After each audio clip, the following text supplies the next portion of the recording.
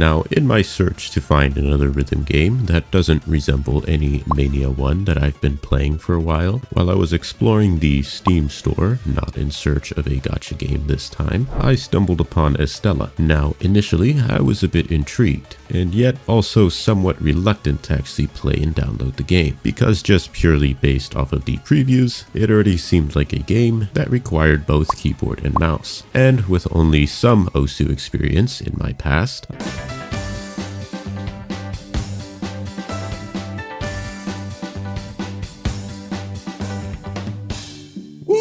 I wasn't fully comfortable replaying these games in the first place, mostly due to me being just a little bit washed. But then I said, man, whatever, and I downloaded the game anyways. And I did this without knowing how easily I was actually going to be roped into Estella. Now, Estella plays quite weird, to be honest, but you get used to it. After playing for about maybe 30 minutes or an hour or two, everything sort of starts to come together and you kind of realize how it all works. But for right now, I'm just going to explain the different notes and why it feels so weird in the first place. So in Estella, there is a total of 8 tracks making an octagon, along with 6 different note types in-game. You have the basic notes, which is what you'll see in every rhythm game, which just requires precise timing to hit perfectly. Of course, there is also hold notes, which some people may recognize as just sliders in Osu, where you're holding down this note until it's pretty much done. This is where it gets a little bit different with light notes. Now, personally, I think these are pretty cool.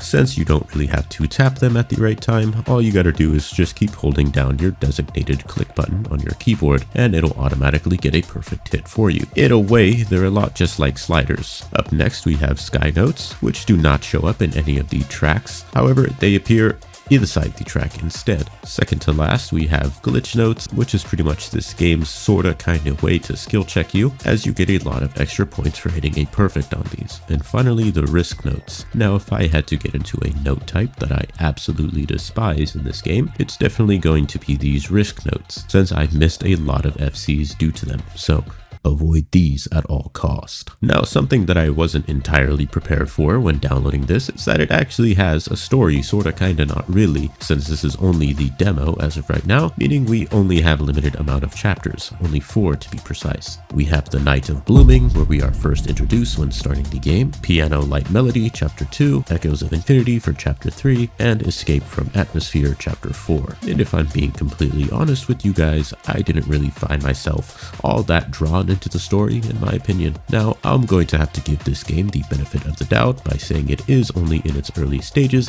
and this is only the demo to begin with. So who knows what actually might change when the full initial release of Estella actually comes out. We might get a lot more chapters, but as of right now, I just wasn't fully inclined to actually go through it one by one. But that's not to say that the cinematics for the game, when ending or starting a new chapter, are actually quite nice, and I think this is what ropes Estella into being quite a beautiful game, actually. As this isn't something that I initially expect from a rhythm game to begin with, it's actually very fun and entertaining to watch. So although I'm not a big fan of the story, you still have to progress through it. Doing this will allow you to get fragments, which is kind of this game's currency to let you unlock more maps. Not only that, progressing through the story also lets you find hidden maps that you otherwise would not have unlocked in the first place. So make sure you are doing the story if you are playing the demo. And it's pretty easy to have to unlock a new chapter, as you get to play any current map that you already own on any difficulty. So it's not like the game is actually trying to skill check you in a way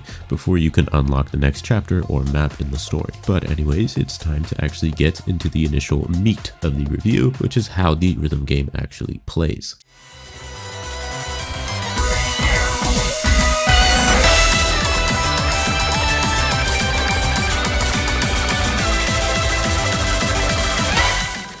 So, on my initial playthrough of the game, I thought it was pretty awkward. Considering I haven't played Osu in a while, this game was a weird mix of a lot of other rhythm games that I previously played, with probably its most relatable one being like Osu, although just without the weird 3D effects. Since all the notes are coming towards you on what I believe is the Z-axis, when I started I was only barely able to do some chaotic maps, which is around maybe 8 to 10 stars, mostly due to the fact that I was just kind of having trouble sight reading and getting my bearings. It seemed like I was having most of my difficult times due to the light notes. The notes that don't really need to be tapped at all, as I would instinctively try to tap them anyways, which kind of killed a lot of my act until I started teaching myself that these notes should honestly just be treated as a slider in the first place. So when I finally got used to this, I understood it now.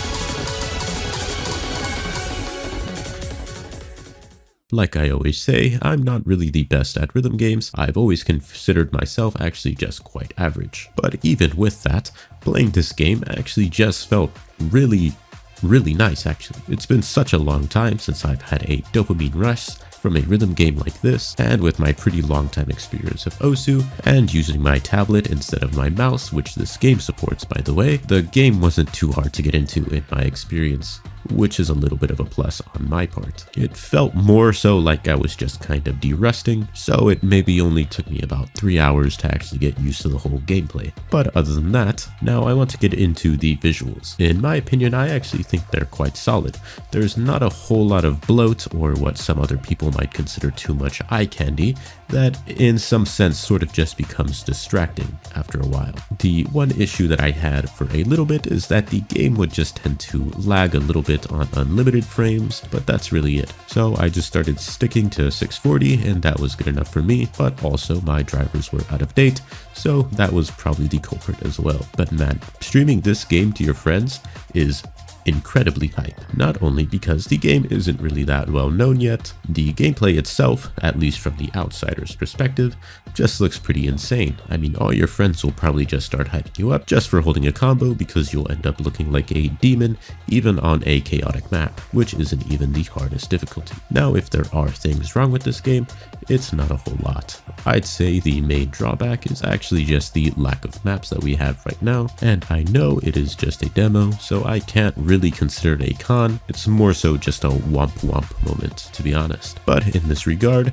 if DLCs were ever to come out for this game, I would probably happily buy them all up. Now it's time for the actual real question of, should you actually play Estella? Well, I think it really just depends. There's a lot of pros when it comes to this game, but also a lot of cons due to it being in its early stages. If it were up to me, I would really want this game to take off just because of how much fun I had during the initial playthrough. I can totally see this game having its own genuine community, but as of right now, it's just a little hard to tell. And like I said before, it does have a story mode, which is pretty fun to progress through, although I have zero clue if we're going to be getting other new chapters along with it in the full release. But other than that, I also just consider the story to be just okay right now. It's not like other rhythm games that I've played that have a story with it, such as Cytus 1 and 2, but I mean, it's there if you're into it, I guess. The multiplayer mode is also there, although good luck actually trying to find a game unless you're with your friends. So if these are things that you're okay with, I'd say go ahead and download the demo, especially if you're looking to get into something new that isn't Osu, but still requires aim from a mouse or tablet, along with tapping from your keyboard. But personally, I would also probably just wait for the initial release. Although we don't have any official date yet, I imagine it should be coming out this year, although take that with a light grain of salt. But other than that, I mean, I was super impressed by Estella, and I had an absolute blast just progressing through the story and playing the game a ton. Even just getting used to how the game actually works was incredibly enjoyable as well. And my hopes for Estella now are super high for the initial release. But other than that, I hope you guys enjoyed the video, and let me know if you'll be trying out Estella for yourself, or if you have, how has it been for you? Personally, I'm probably going to be playing it just a little bit longer until the initial release actually comes out, and then I'll probably get a lot more into it, but I'm also in search of other rhythm games in general right now, since I've been getting a little bored of just playing a whole bunch of gachas. So I'm probably going to make the next video about a rhythm game as well, unless I find a gacha game that piques my interest, which I have some in mind, but the recordings for those take a lot longer. But other than that, you guys take care, and I'll be on my way. Bye bye.